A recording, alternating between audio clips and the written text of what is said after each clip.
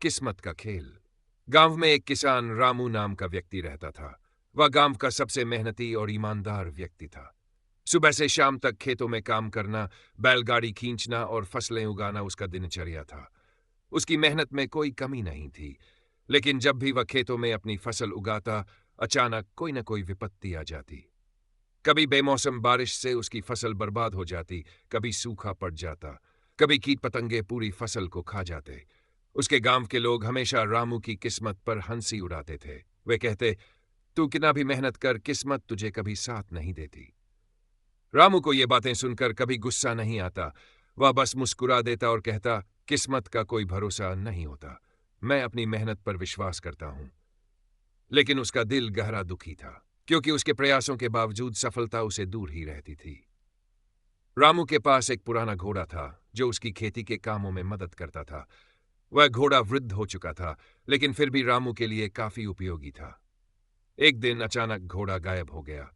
रामू ने बहुत ढूंढा, लेकिन घोड़ा कहीं नहीं मिला। गांव के लोग फिर से उसकी मजाक उड़ाने लगे। उन्होंने कहा, अब तो तुम्हारी किस्मत बिल्कुल खत्म हो गई है। तुम्हारा घोड़ा भी भाग गया। अब तुम कैसे काम करोगे? रामू ने शांत मन से उन्हें जवाब दिया, क्या पता ये घटना कुछ अच्छा होने का कारण बने। किस्मत का कोई भरोसा नहीं, समय ही बताएगा।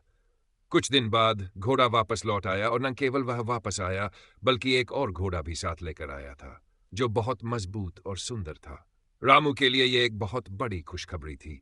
अब गांव वाले हैरान हो गए और एक सुर में बोल पड़े, तुम्हारी किस्मत तो अब चमक रही है। तुम्हारा घोड़ा वापस आया और नया घोड़ा भी मिल गया। रामू मुस्कुराते हुए बोला, किस्मत का कोई ठिकाना नहीं है। हमें किसी चीज का सही मूल्य उसकी परिस्थितियों के आधार पर ही समझ आता है। क्या पता ये नया घोड़ा हमें किसी बड़ी मदद के लिए मिलेगा। कुछ समय बाद रामू का बेटा, जो अब किशोर हो चुका था, उस नए घोड़े पर सवार होकर खेतों में दौड़ रहा था। अचानक घोड़ा फिसल गया और वह गिरकर घायल हो गया। उसका पैर टूट गया और रामू का बेटा बिस्तर पर पड़ा रहने लगा।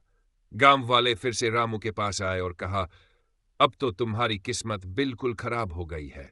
तुम्हारे बेटे का पैर टूट गया, अब क्या होगा?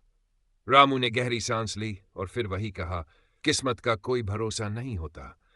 यह घटना भी हो सकता है कि भविष्य में कुछ अच्छा घटने वाला हो। कुछ दिन बाद युद्ध की घोषणाएं गांव में होने लगी। सेना की भर्ती के लिए गांव के सभी जवान लड़कों को बुलाया गया। रामू का बेटा, जो अब पूरी तरह से ठीक नहीं हो पाया था, सेना में नहीं जा सका।